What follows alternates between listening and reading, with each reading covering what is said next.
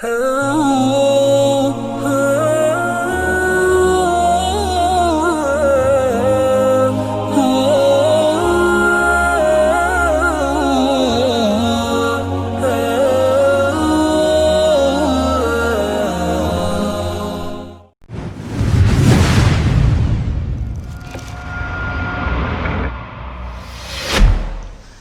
वालेकुम नाज़रीन, आज मैं आपको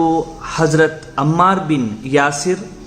और आले यासिर यानी यासिर की जो फैमिली है रज़ी अल्लाह ताला अन्हु, उनके बारे में कुछ बातें बताने वाला हूँ। यमन से एक काफ़िला निकलता है और वो काफ़िला तिजारती काफ़िला होता है। तो सारे लोग जो है मक्का की तरफ तिजारत का सफ़र करके आते हैं, क्योंकि उस ज़माने में मक्का जो है एक सेंटर प्लेस था जो कि तकरीबन पूरी दुनिया से लोग वहाँ पर आके जमा होते थे और तिजारत हुआ करता था। तो इनमें से 3 लोग ऐसे थे जिनको तिजारत की कोई गर्ज नहीं थी, बल्कि वो अपने भाई की तलाश में यमन से मक्के की तरफ आते हैं। हाँ, यासिर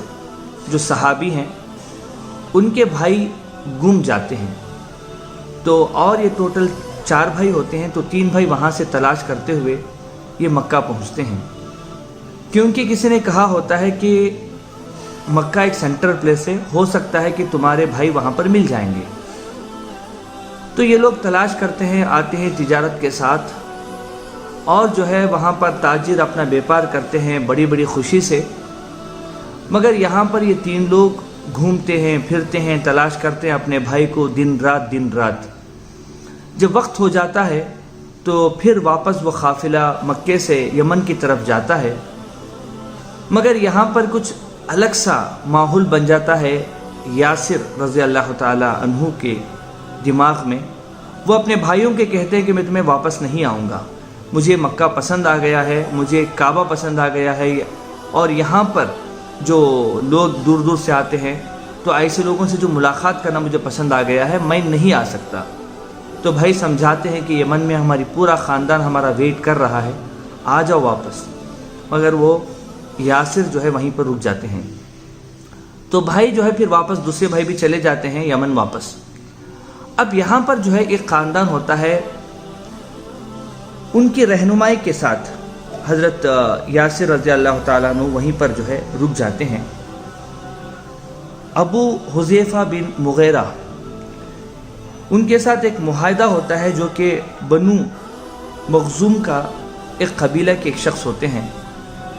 क्योंकि मक्के के अंदर कोई भी रुक नहीं सकता था सिवाय कि कोई काफ़िला या कोई ख़ानदान के लोग उनको जो है सहारा दें, एक उसूल था।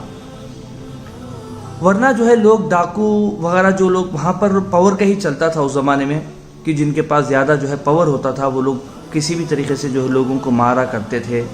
तो इनकी किफ़ालत में जो है वहाँ पर रुक गए। कुछ दिन के बाद इनकी वफ़ादारी देख के एक खातून सुमैया रज़ी अल्लाह ताला अन्हु, जो कि अबू हुज़ैफ़ा की लौंडी थी, उनसे निकाह हो जाता है और इनसे जो है अम्मार पैदा होते हैं। और कुछ दिनों के बाद और कुछ सालों के बाद अब्दुल्ला पैदा होते हैं। यानी यासिर रज़ी अल्लाह ताला अन्हु के 2 बेटे होते हैं, एक का होता है नाम अम्मार और दूसरे होते हैं अब्दुल्ला। अब यहाँ पर इनकी जो है ज़िंदगी खुशी से चलती रहती है, क्योंकि बीवी भी बहुत ही बेहतरीन बीवी मिलती है और बच्चे भी बड़े समझदार बच्चे यासिर रज़ी अल्लाह ताला अन्हु को मिलते हैं। अब अम्मार रज़ी अल्लाह ताला अन्हु जो है मक्के के अंदर ही पलते हैं, बड़े होते हैं, और सडनली जो है इनके दरमियान में मोहम्मद सल्लल्लाहु अलैहि वसल्लम का एक मैसेज पहुंचता है। वो कहते हैं कि अल्लाह के अलावा किसी की इबादत नहीं करना और मोहम्मद अल्लाह के रसूल है सल्लल्लाहु अलैहि वसल्लम। ये सुनने के बाद जो है वो अपने आप को रोक नहीं सकते थे। वो जो है छुपते छुपाते हुए पहुंच जाते हैं अल्लाह के रसूल मोहम्मद सल्लल्लाहु अलैहि वसल्लम की तरफ। उस वक्त में दारुल अरक़म एक ऐसा इलाक़ा था, एक ऐसा घर था जहाँ पर मक्का के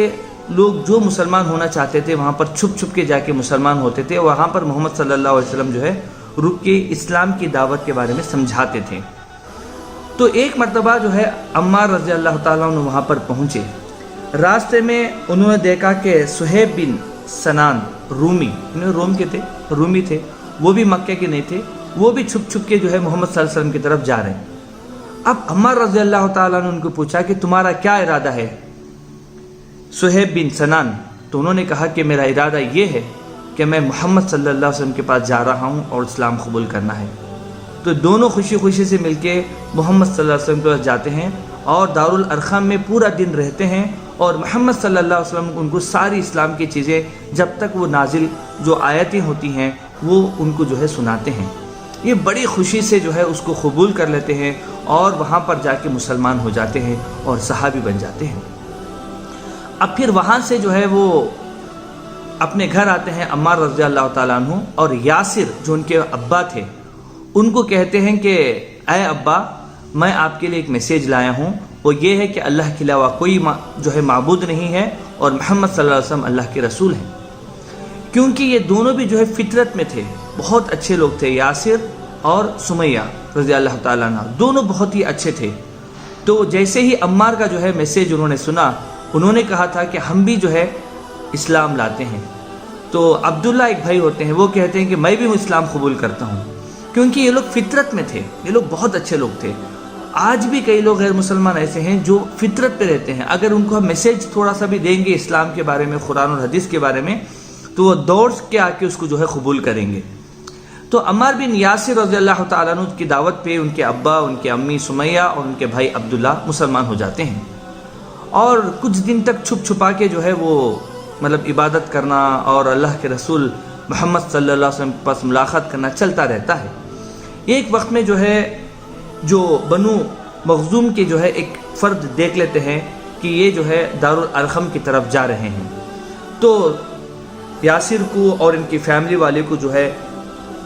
بالکل باندھ کے ان سے پوچھتے ہیں کہ کیا تم جو ہے مسلمان ہو گئے ہو؟ تو وہ کہتے ہیں کہ ہاں، ہم اللہ اور اس کے رسول پر ایمان لائے۔ اتنا کہنا تھا کہ ان پہ جو ہے ظلم اتنا زیادہ کرنے لگے لوگ کہ جو ہے حدیثوں کے اندر آتا ہے کہ اتنا زیادہ کہ ان کو گرم گرم پانی جو ہے زمین میں ڈال کے اس پہ جو ہے لٹایا جاتا تھا۔ اس کے علاوہ جو ہے زنجیروں میں باندھ کے ان کو کھینچا جاتا تھا، اور جو ہے پینے کا پانی سے ان کو جو ہے بالکل محروم جو ہے رکھا کرتا تھا۔ بٹ جیسے جیسے جو ہے ان پہ ظلم کرنا شروع کیے، ویسے ویسے جو ہے ان کے اندر ایمان اور پختہ جو ہے ہوتا جا رہا تھا۔ یہ پوری فیملی جو ہے بہت ہی زیادہ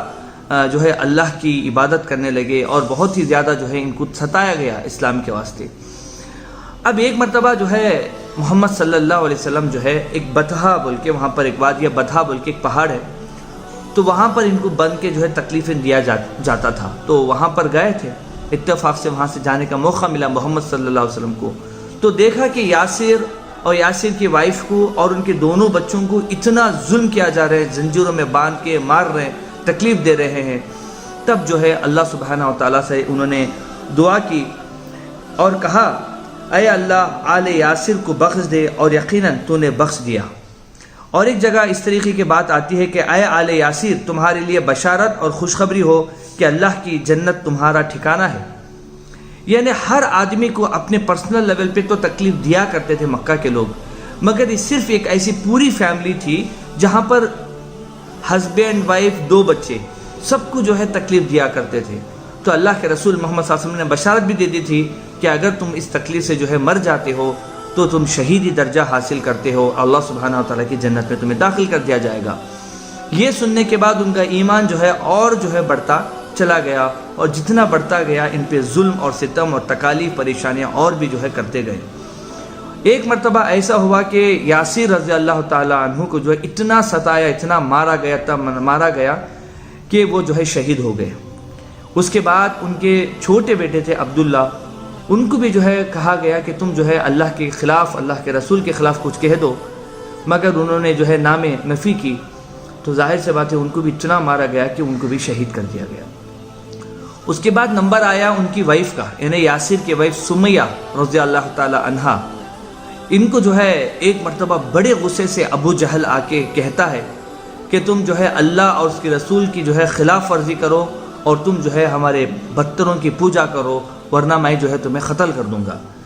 سمیہ رضی اللہ تعالیٰ عنہ جو ہے کہتے ہیں کہ میں جو ہے اللہ کے راستے میں قتل ہونے کے لیے تیار ہوں، مگر جو ہے میں اس دین سے پلٹنے کے لیے تیار نہیں ہوں۔ تو اس وجہ سے اتنا غصہ آتا ہے ابو جہل کو کہ وہ جو ہے چھوٹا سا خچر یا جو ہے جس کو چھوٹی تلوار کہتے ہیں وہ لے کے آ کے ان کی شرمگاہ میں جو ہے اس کو گھسا دیتا ہے، اور بڑی تکلیف چیخ کے ساتھ جو ہے سمیہ رضی اللہ تعالیٰ عنہ تڑپتے ہوئے وہیں وہ شہید ہو جاتی ہیں۔ اور یہ ایک پہلی شہید ہے کہ جو ہے یاسر رضی اللہ تعالیٰ عنہ اسلام کے لیے، اسلام کے واسطے جو ہے شہید ہو گئے، اور سمیہ رضی اللہ تعالیٰ عنہ عورتوں میں ایسی پہلی شہید ہیں جو اللہ کے راستے میں جو ہے ہو گئے۔ عبداللہ ان کے بیٹے کو بھی شہید کر دیتے ہیں، اور باقی بچے عمار۔ اب عمار کے سامنے ان کے عامے، ان کے ابا اور ان کے بھائی کو شہید کر دیتے ہیں، تو یہ خود ڈر بھی جاتے ہیں،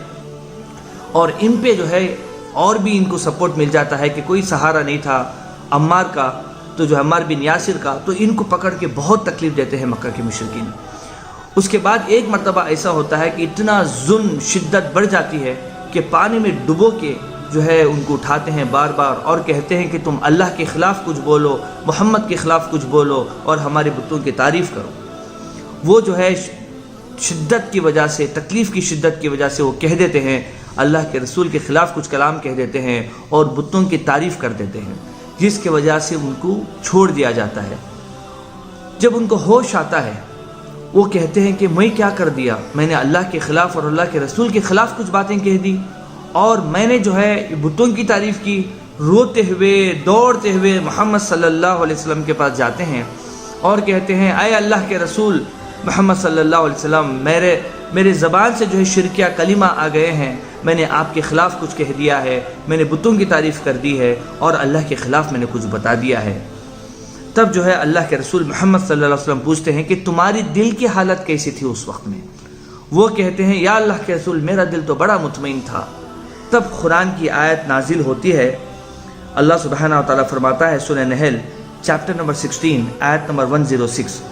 جس نے اللہ پر ایمان لانے کے بعد کفر کیا، اس پر اللہ کا غضب اور عذاب عظیم ہے، لیکن جسے مجبور کر دیا جائے اور اس کا دل ایمان پر مطمئن ہو، اس پر کوئی گرفت نہیں۔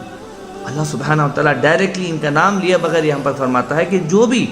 جو ہے اللہ کے خلاف کام کرے گا، ایمان لانے کے بعد پھر سے جو ہے کفر کرے گا، تو اللہ سبحانہ و تعالیٰ ایسے لوگوں کو بڑا عذاب دیں گے۔ مگر جن پہ ظلم کیا گیا ہے، تو ایسے لوگ جو ہے اگر زبان سے خدا نخواستہ کچھ کہہ دیتے ہیں تو اللہ سبحانہ و تعالیٰ گرفت نہیں کرے گا، بلکہ ان لوگوں کو معاف کر دے گا۔ اور ان پہ جو ہے ظلم ہونے کے بعد جب محمد صلی اللہ علیہ وسلم جو ہے کہتے ہیں کہ تم یہاں سے مدینہ چلے جاؤ، تو یہ ہجرت کر کے مدینہ چلے جاتے ہیں، اور پھر جو ہے محمد صلی اللہ علیہ وسلم اور سب لوگ مل کے جو پہلی مسجد جو بناتے ہیں، مسجد قباء، تو وہاں پر جو ہے سارے صحابہ مل کے جو ہے مسجد کی تعمیر کرتے ہیں۔ تو یہ عمر بن یاسر رضی اللہ تعالیٰ عنہ جو ہے یہ کچھ عربک کے کچھ اشعار پڑھتے ہوئے مسجد کی تعمیر کرتے ہیں کہ وہ شخص جو اٹھتے بیٹھتے ہر حال میں مسجد کی تعمیر میں مصروف رہتا ہے، اور وہ آدمی جو مسجد بنانے میں کوئی حصہ نہیں لیتا، ان دونوں کا درجہ کبھی برابر نہیں ہو سکتا۔ یہ جو ہے شعر کہتے ہوئے وہ عمر بن یاسر رضی اللہ تعالیٰ عنہ جو ہے یہ مسجد بناتے ہیں، اور جو ہے اللہ کے رسول محمد صلی اللہ علیہ وسلم دیکھتے ہیں کہ جو ہے ان کے والد صاحب کو شہید کر دیا گیا اسلام کے لیے، ان کے امی کو شہید کر دیا گیا سمیہ رضی اللہ تعالیٰ عنہ، ان کے بھائی کو عبداللہ کو جو ہے شہید کر دیا گیا، تو جو ہے وہ بشارت دیتے ہیں محمد صلی اللہ علیہ وسلم کہ جو ہے تمہیں بھی کچھ باغی مسلمان لوگ جو ہے شہید کر دیں گے۔ یہ جو ہے اللہ کے رسول محمد صلی اللہ علیہ وسلم جو ہے بتاتے ہیں ایک پیشن گوئی کے بعد میں۔ اسی طریقے سے جو ہے اللہ کے رسول محمد صلی اللہ علیہ وسلم کا جب انتقال ہوا، اس سے پہلے انہوں نے یہ کہا کہ میں نہیں جانتا کہ تمہارے درمیان میں کب تک رہوں گا، تم لوگ بعد میں دو شخص یعنی ابو بکر اور عمر کے اقتدار کرنا اور عمار کے موقف کو مضبوطی سے پکڑنا، جب عبداللہ بن مسعود تمہارے روبرو کوئی بات کریں تو اس کی تصدیق کرنا۔ یہ جو ہے اللہ کے رسول محمد صلی اللہ علیہ وسلم نصیحت کر کے جو ہے دنیا سے چلے جاتے ہیں۔ عمار بن یاسر ایک ایسے صحابی ہیں جو اللہ کے رسول محمد صلی اللہ علیہ وسلم کے ساتھ ساتھ اور ان کے انتقال ہونے کے بعد بھی جہاد کرتے رہے، یہاں تک کہ جنگ امامہ ایک ایسا جنگ ہوتا ہے جہاں پر لوگ بکھر جاتے ہیں، تب ایک پہاڑ کے اوپر کھڑے ہو کے عمار بن یاسر کہتے ہیں کہ کیا تم جنت کی خوشبو سے بھاگ رہے ہو؟ کیا تم جنت کے خواہش سے بھاگ رہے ہو؟ میں دیکھو، میں عمار بن یاسر ہوں۔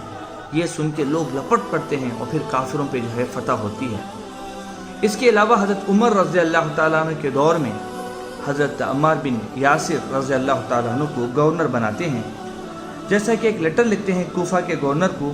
کہ میں آپ لوگوں کی طرف عمار بن یاسر کو امیر بنا کر اور عبداللہ بن مسعود کو معلم اور وزیر بنا کر بھیج رہا ہوں،